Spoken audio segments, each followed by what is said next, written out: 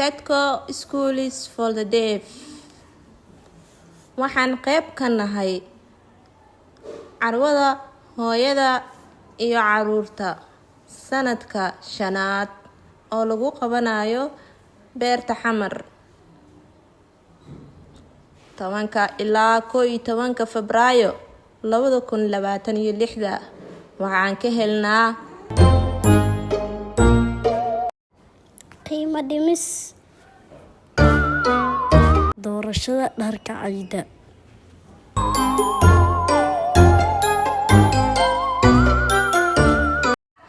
baaritaano caafimaad oo lacag la'aan ah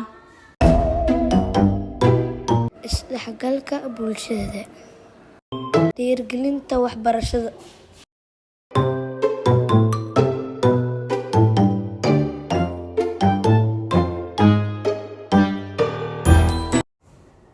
iyo tijaabi nasiibkaaga.